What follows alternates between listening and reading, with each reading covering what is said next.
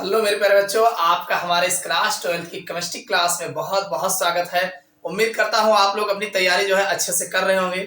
लगे रहो भाई, लगे रहो। तैयारी आप अपनी तैयारी जो है आप परमानेंट करते रहिए। थोड़ा थोड़ा अगर आप डेली आप पढ़ते हैं तो पेपर के समय में आपके लिए काफी हो जाएगा। अगर आप डेली नहीं पढ़ोगे तो एक बात ध्यान रखना, ये केमिस्ट्री है, साइंस है। साइंस जो है एक दिन की पढ़ाई से नहीं आता है। इसको डेली आप थोड़ा थोड़ा पढ़ेंगे तभी जाकर के बोर्ड एग्जाम्स में कुछ कर पाओगे। अगर आप सोचते हो कि मैं एक दिन के पढ़े जो है बोर्ड एग्जाम्स में लिख लूंगा तो आप कुछ नहीं कर पाओगे। तो इसलिए हमेशा याद रखना कि थोड़ी थोड़ी तैयारी जो है आप करते रहिए, नया पढ़ते रहिए और पुराना रिवीजन करते रहिए। ये मत सोचिए नया ही पढ़ो डेली, पुराना भूल जाओ। इधर आप पढ़ोगे उधर भूल जाओगे। तो इसलिए हमेशा ध्यान रखना कि नया भी पढ़ो पुराना भी पढ़ो। आप आधा घंटा अगर एक सब्जेक्ट को पढ़ते हो तो 15 मिनट नए कंटेंट को पढ़ने में ध्यान दो और 15 मिनट जो है पुराना जो याद हो गया है उसको भी रिवीजन करते रहो। तो इस तरीके से आप अपनी तैयारी करते रहिए। चलो दोस्तों, आज के इस लेक्चर्स में हम जो है आज की हमारी जो क्लास है, इस क्लास में अल्कोहल, फिनॉल तथा ईथर, ये हमारा मोस्ट इंपॉर्टेंट चैप्टर चल रहा है। और इस चैप्टर में आज हम फिनॉल्स के बारे में डिटेल से पढ़ने वाले हैं। फिनॉल्स होते क्या हैं, इनका नामकरण क्या होता है, सामान्य पद्धति से नाम कैसे लिखते हैं, आयुर्वेदिक पद्धति में कैसे लिखा जाता है, और इनके नामकरण के बाद फिनॉल बनाने की प्रमुख विधियां कौन कौन सी है जो आपके एग्जाम में खूब नंबर लगा के पूछे गए हैं। ये सारी बातें इस क्लास में हम सीखने वाले हैं। तो आप लोग वीडियो के अंत तक बने रहिएगा। आप लोग से एक छोटा सा रिक्वेस्ट है, चैनल पर अगर नए हो तो सब्सक्राइब कर लेना और अपने यार दोस्तों के साथ शेयर करिएगा। चलिए भाई शुरू करते हैं आज की क्लास। सबसे पहले देखते हैं फिनॉल क्या होते हैं, फिनॉल के बारे में जान लेते हैं। देखो मेरे प्यारे बच्चों, अगर हम बात करें फिनॉल किसे कहते हैं तो देखो फिनॉल जो है एक प्रकार का एरोमेटिक कंपाउंड होता है। क्या होता है? एरोमेटिक कंपाउंड होता है।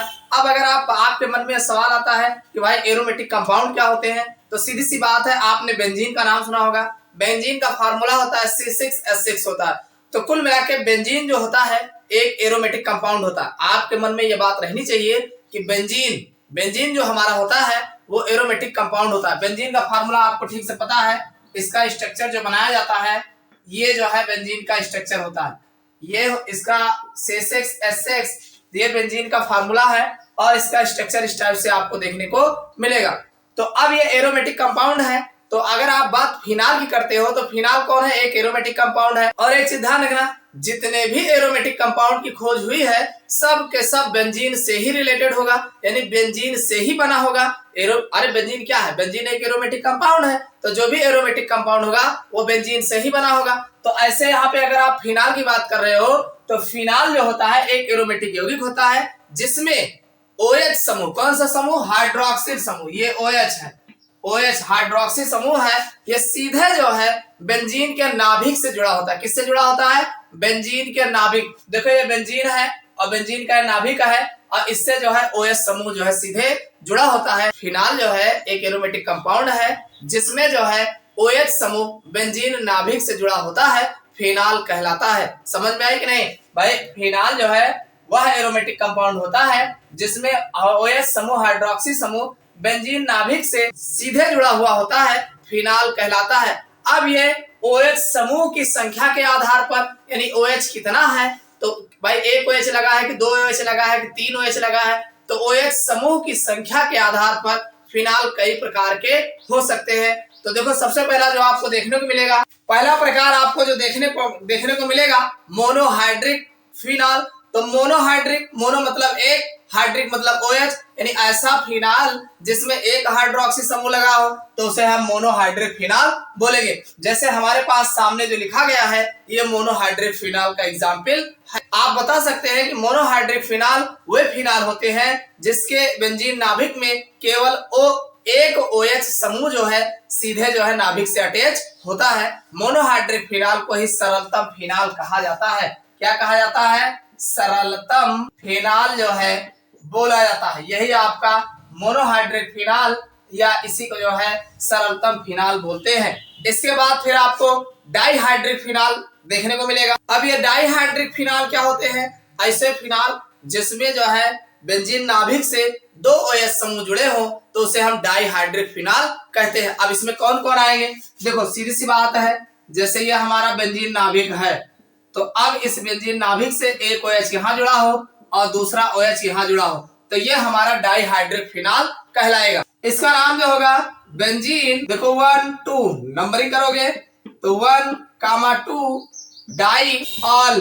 भाई OH समूह को आल बोला जाता है, तो ये है बेंजीन 1 2 डाई ऑल। तो ये आपका है, इसी को कैटिकॉल के नाम से जो है जाना जाता है। भाई ये 1 2 पे लगा है तो ये आपका बेंजीन 1 2 डाई ऑल हो गया।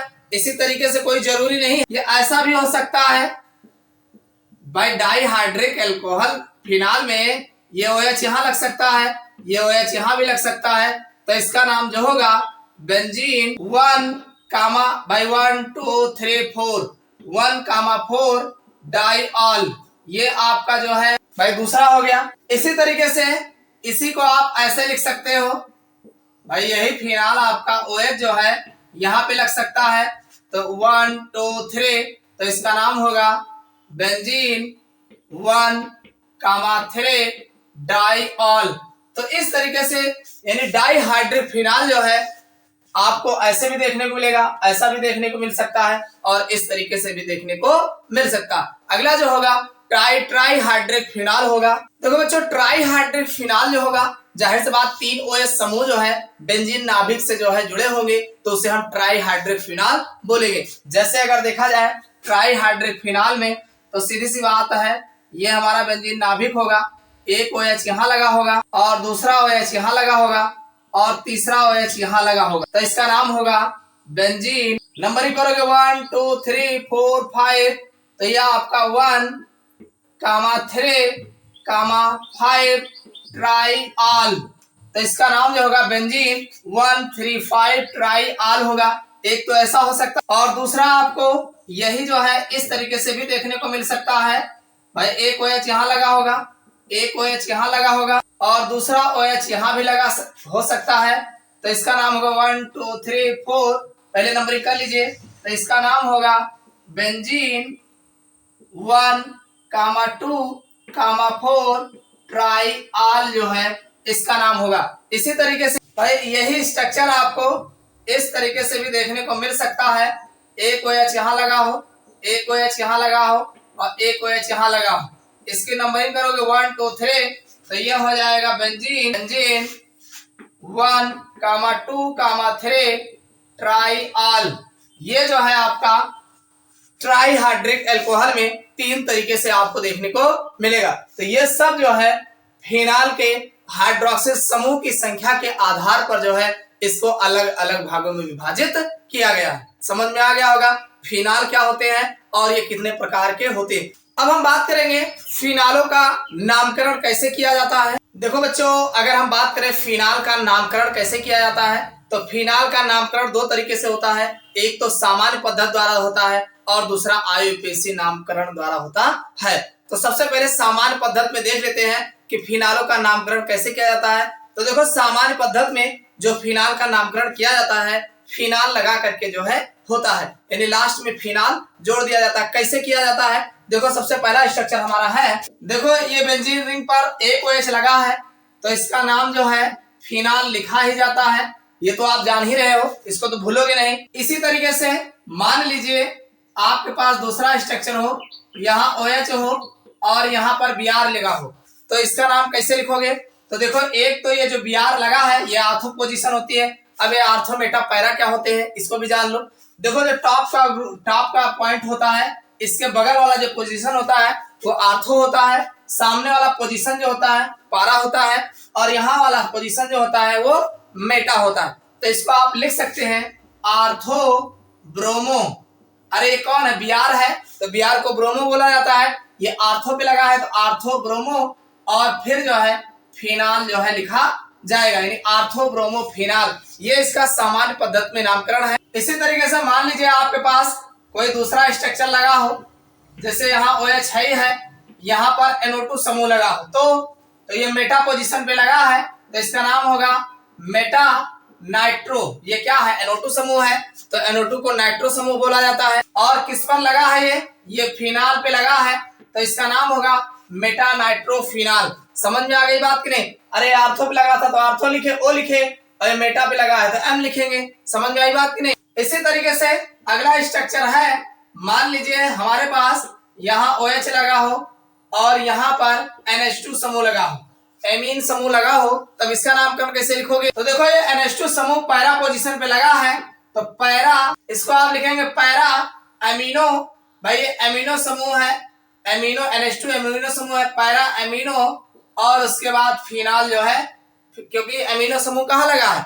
फिनाल पे लगा है, तो पैरा एमिनो फिनाल, इस तरीके से इसका नाम लिखा जाता है। तो सामान्य पद्धति में ये जो है आर्थो पैरा मेटा लगा करके इसका नामकरण किया जाता है। अब हम बात कर लेते हैं इसका आयुर्वेदी पद्धति में नामकरण कैसे किया जाता है। देखो बच्चों, आयुर्वेदी पद्धति में या तो आप हाइड्रोक्सी बेंजीन, यानी OH कहाँ लगा है? बेंजीन पे लगा है। फिनाल में OH कहाँ लगा है? बेंजीन पे। भाई ये फिनाल है तो OH कहाँ लगा है? बेंजीन पे लगा है, तो हाइड्रोक्सी बेंजीन से भी नामकरण इसका जो है आयुर्वेदी में किया जाता है, या फिनाल को भी मान्यता दी गई है। ऐसे भी लिख सकते हैं। कैसे लिख सकते हैं? जैसे मान लीजिए सबसे पहला अगर हमारे पास देखा जाए तो दिया गया है ये OH लगा है, ये फिनाल, इसको आप तो फिनाल तो लिख ही सकते हो, एक नाम तो फिनाल होगा ही होगा। और दूसरा इसको आप हाइड्रोक्सी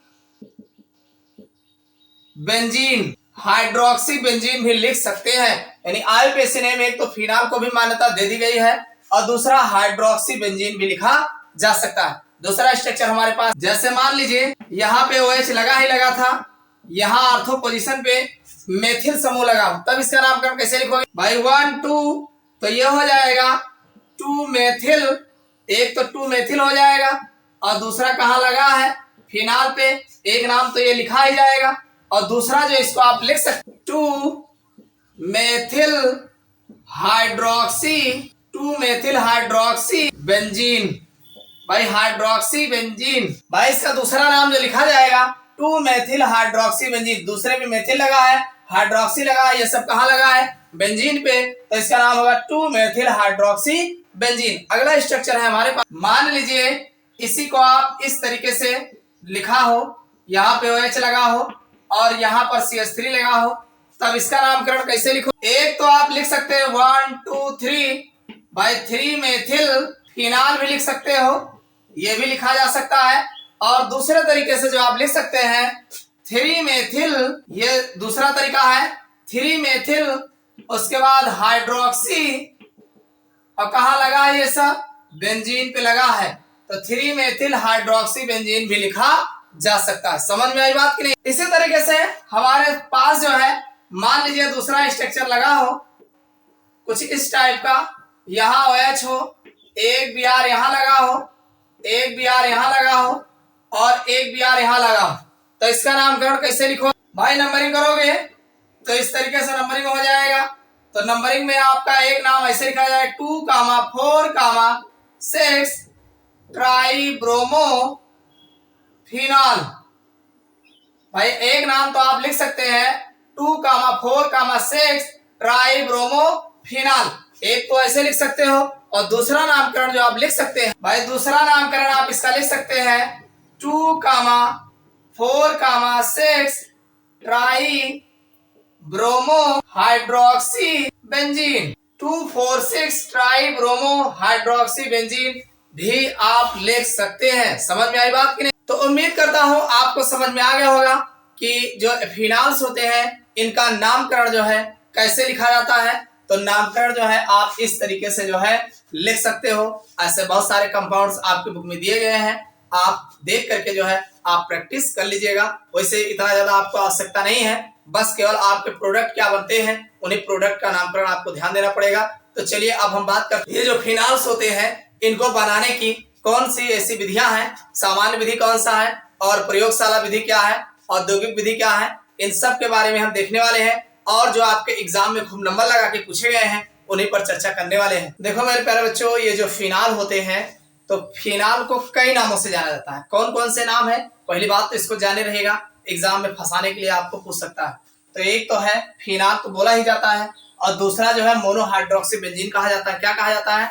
मोनोहाइड्रोक्सी बेंजीन। अरे बेंजीन पर एक OH लगा होगा तो मोनोहाइड्रोक्सी बेंजीन होगा, इसको तो आप जान ही रहे हो। और अगला जो होगा कार्बोलिक अम्ल, इसी को जो है फिनाल को कार्बोलिक अम्ल के नाम से भी कभी कभी एग्जाम में पूछा गया है, तो इसलिए कार्बोलिक अम्ल कहा जाए तब भी आप फिनाल को ही जानिएगा। फिनाल जो होता है इसे पहले कोलतार से जो है रंगे ने जो है कोल तार से अलग किया था, यानी जो फिनाल हमारा होता है इसको रंगे ने कोल तार से अलग किया था और बाद में इसे जो है लकड़ी यानी वुड तार से जो भी वुड तार यानी लकड़ी से खोल के तार से भी जो है इसको पृथक किया गया था। तो अब हम बात करेंगे फिनाल को बनाने की विधियां कौन कौन सी है। सबसे पहला है क्लोरोबेंजीन से, यानी क्लोरोबेंजीन के द्वारा जो है फिनाल बनाया जाता है। देखो सबसे पहली विधि जो है फिनाल बनाने की वो है हमारे पास क्लोरोबेंजीन से, यानी आप क्लोरोबेंजीन से बनाओगे और यह क्लोरोबेंजीन से बनाने की विधि जो है डाउ प्रोसेस कहलाती है। अब ये डाउ प्रोसेस क्या होता है इसको हम पहले रिएक्शन द्वारा समझते हैं, फिर बताते हैं आपको लिखना कैसे है। देखो क्लोरोबेंजीन का जो फार्मूला होता है C6H5Cl होता है। क्या होता है? अरे यही तो क्लोरोबेंजीन है भाई, क्लोरोबेंजीन, ध्यान समझिए। अरे क्लोरोसीएल हो गया, बेंजीन C6H5 हो गया। अब क्लोरोबेंजीन को हम क्या करेंगे भाई, NaOH के साथ अब क्रिया कराएंगे। किससे क्रिया कराओगे? NaOH सोडियम हाइड्रोक्साइड के 10% विलयन के साथ कराएंगे। किसके परसेंट के? कितने परसेंट के?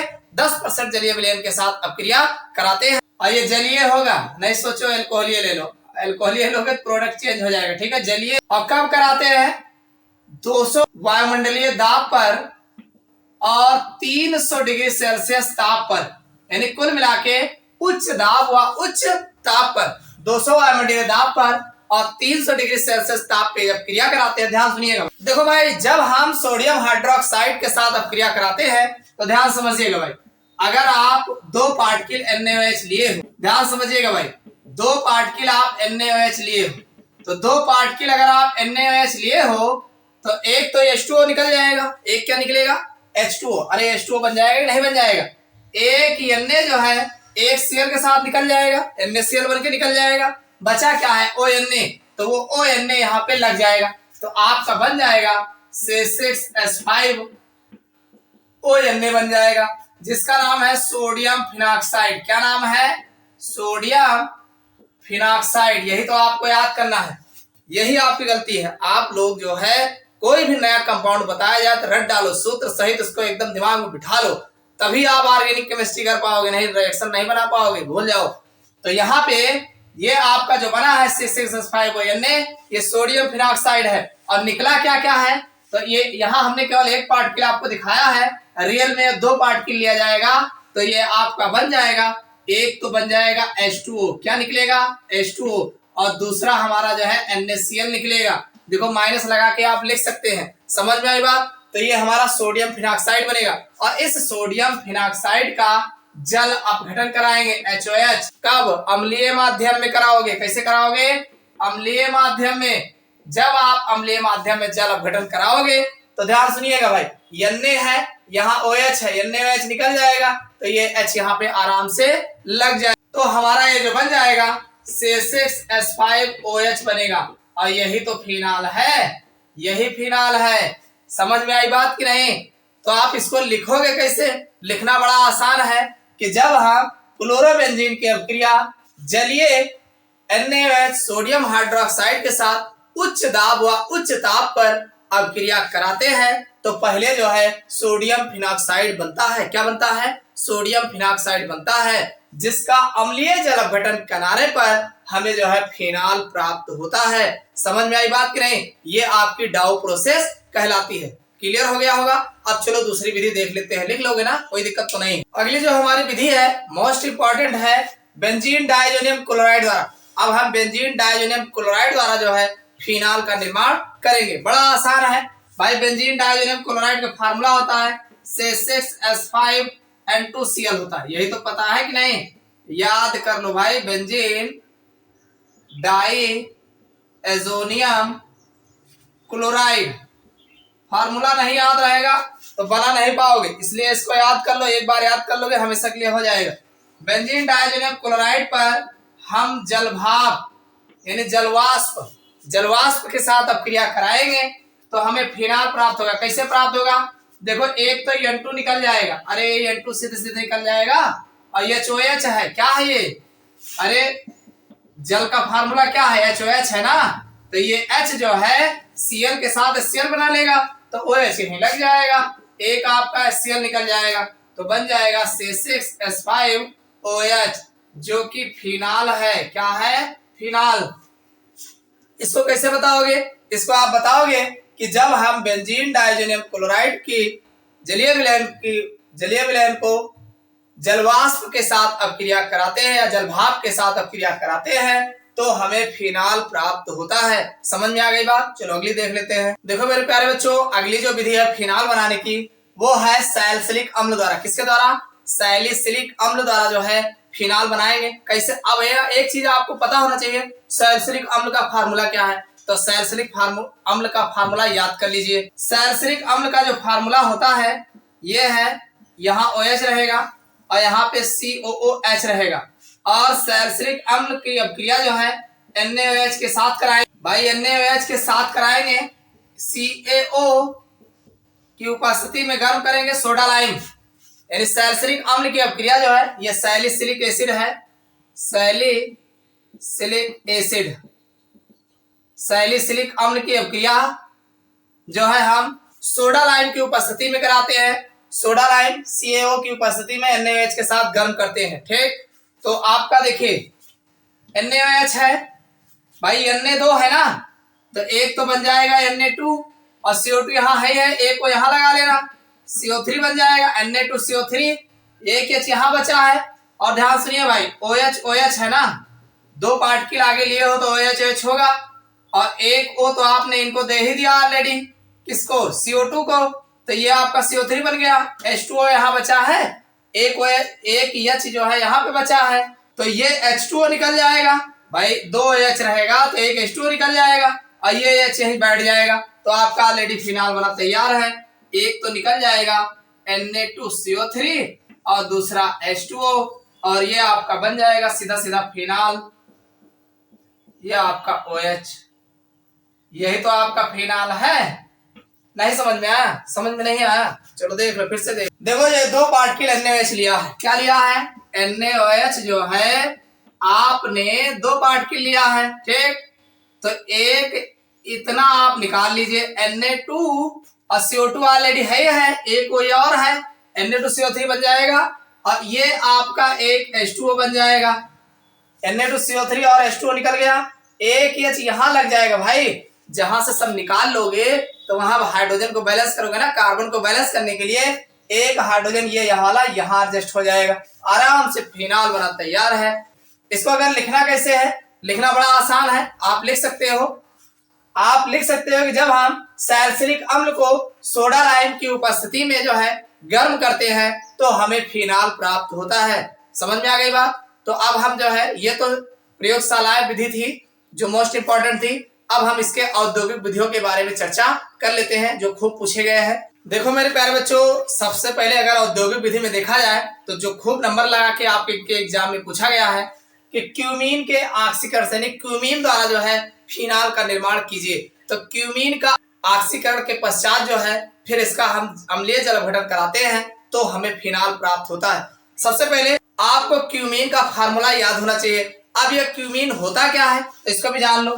देखो क्यूमीन हमारा है C6H5CH और एक CH3 ऊपर लगा होता है, एक CH3 नीचे लगा होता है। इसको बोलते हैं आइसो, भाई ये आइसोप्रोपिल बेंजीन। आइसोप्रोपिल बेंजीन को ही क्यूमीन कहा जाता है, आइसोप्रोपिल बेंजीन को ही क्यूमीन कहा जाता है, इसको ध्यान रखिएगा। अब इसका सबसे पहले हम ऑक्सीकरण कराएंगे O2 इन प्रेजेंस ऑफ उत्प्रेरक की उपस्थिति में। तो ध्यान समझिएगा, बड़ा आसान है। ये C6H5 रहेगा, ये C रहेगा, एक CH3 यहाँ ऑलरेडी लगा है और एक CH3 यहाँ लगा रहेगा। ये हाइड्रोजन इन दोनों ऑक्सीजन को आपस में इस तरीके से जोड़ लेगा, तो इसका नाम जो है, इसका नाम होगा क्यूमीन हाइड्रोपरॉक्साइड। क्यूमीन हाइड्रोपरॉक्साइड बनेगा और इसका जब हम जल अपघटन कराएंगे, अम्लीय जल अपघटन कराएंगे तो बड़ा आसान है, फिनाल बनाना है। ये OH यहाँ लग जाएगा और हमारा देखो CH3CO आपको दिख रहा होगा, नहीं दिख रहा है? अरे CH3CO निकाल दीजिए आप, यहाँ से CH3CO निकाल दीजिए तो बचा क्या? यही OH लगा दो यहाँ पे, तो C6H5OH आराम से आपका फिनाल बना तैयार है। समझ में आई बात कि नहीं? नहीं समझ में आया? सीधे सीधे आप कहिए कि जब हम क्यूमीन का ऑक्सीकरण उत्प्रेरक की उपस्थिति में कराते हैं तो क्यूमीन हाइड्रोपेरोक्साइड बनता है, और क्यूमीन हाइड्रोपेरोक्साइड का अम्लीय जल अपघटन कराते हैं तो हमें फिनाल प्राप्त होता है। समझ में आई बात कि नहीं? तो ये जो है क्यूमीन के ऑक्सीकरण द्वारा जो है फिनाल का निर्माण किया जाता है। अगली विधि देख लेते हैं। देखो अगली जो विधि है हमारी रेसिंग विधि है, मोस्ट इंपॉर्टेंट है। ये बहुत पूछा गया है एग्जाम में कि रेसिंग विधि द्वारा फिनाल बनाइए। तो रेसिंग विधि में होता क्या है कि सबसे पहले हम जो है क्लोरोबेंजीन बनाते हैं। क्या बनाते हैं? क्लोरोबेंजीन बनाते हैं। फिर क्लोरोबेंजीन का जो है जलभाप द्वारा अपक्रिया करा करके जो है हम फिनाल प्राप्त करते हैं। तो क्लोरोबेंजीन कैसे बनाते हैं? तो भाई बेंजीन से हम जो है क्लोरोबेंजीन बनाएंगे। कैसे बनाएंगे? देखिए बेंजीन का फार्मूला आपको पता है C6H6 है। इस पर आप हाइड्रोक्लोरिक अम्ल की हाफ O2 द्वारा ऑक्सीकरण कराएंगे इन प्रेजेंस ऑफ CuCl2 या FeCl3 की उपस्थिति और 250 डिग्री सेल्सियस ताप पर। यानी आप बेंजीन का जो है हाइड्रोक्लोरिक अम्ल और oxygen in presence of oxygen की उपस्थिति में क्यूप्रिक क्लोराइड और या फेरिक क्लोराइड की उपस्थिति में 250 डिग्री सेल्सियस ताप पर जब गर्म करते हैं तो हमें जो मिलेगा C6H5Cl और साथ में जो है H2O बनेगा। ये जो आपका बनेगा ये क्लोरोबेंजीन है। समझ में आया कि नहीं आया? देखो कुछ नहीं क्या है, ये आपका बेंजीन है। बेंजीन पे HCl और O2 की क्रिया कराओगे तो ये CuCl2 या FeCl3 की उपस्थिति में 250 डिग्री सेल्सियस ताप पर तो एक हाइड्रोजन ये और एक हाइड्रोजन ये H2 हो जाएगा और हाफ O2 लिखा है मतलब O ही हुआ। ठीक, तो एक ऑक्सीजन यहाँ लिखा। अरे भाई आप ऐसे लिख सकते थे लेकिन नहीं, ऐसे नहीं लिखा जाएगा, नेसेंट हो जाएगा। इसको आप आधा कर लोगे, O2 को आधा करोगे तो O ही तो होगा। तो ये यहाँ पे हाफ O2 लिखा गया है यानी O है। तो ये दो हाइड्रोजन इस ऑक्सीजन के साथ H2O बना लेंगे तो C6H5 बचेगा, Cl बचेगा, ये हमारा क्लोरोबेंजीन बन जाएगा। ठीक, अब ये जो हमारा क्लोरोबेंजीन बनेगा C6H5Cl, इस पर हम H2O की क्रिया कराएंगे इन प्रेजेंस ऑफ उत्प्रेरक की उपस्थिति में और 425 डिग्री सेल्सियस ताप पर। क्या होगा भाई? ये हमारा जो Cl होगा भाई आप जानते हैं H2O मतलब HOH रहेगा। ये H जो है Cl के साथ Cl बना लेगा, ये OH यहीं लग जाएगा तो ये हमारा बन जाएगा C6H5OH बन जाएगा और साथ में HCl बनेगा। यही हमें बनाना था, ये है फिनाल। समझ में आई बात कि नहीं? भाई इसको लिखना कैसे है? लिखना बड़ा आसान है कि जब हम सबसे पहले हम रेसिंग विधि द्वारा, कौन सी विधि? रेसिंग विधि क्या है? रेसिंग विधि में हम जो है बेंजीन को हाइड्रोक्लोरिक अम्ल और ऑक्सीजन के साथ जो है क्यूप्रिक क्लोराइड यानी उत्प्रेरक की उपस्थिति में जो है गर्म करते हैं और पहले क्लोरोबेंजीन बनाते हैं। फिर बना क्लोरोबेंजीन की अपक्रिया जल के द्वारा जो है अपक्रिया कराते हैं उत्प्रेरक की उपस्थिति में और जो है फिनाल प्राप्त होता है। तो यह विधि जो है रेसिंग विधि कहलाती है। समझ में आ गई विधि? तो इतना आपको लिखना है। तो ये सारे मोस्ट इंपॉर्टेंट रिएक्शन थे जो आपके एग्जाम में खूब नंबर लगा के पूछे गए हैं। तो उम्मीद करता हूँ सारी अपक्रियाएं आपको समझ में आ गया होगा। तो अगर समझ में आया हो तो वीडियो को लाइक अवश्य कर देना और अगर चैनल पर नए हो सब्सक्राइब कर लेना, अपने दोस्तों के साथ शेयर करिएगा। फिर मिलते हैं अगले लेक्चर्स में किसी नए टॉपिक के साथ जो आपके एग्जाम में खूब नंबर लगा के पूछे गए हों।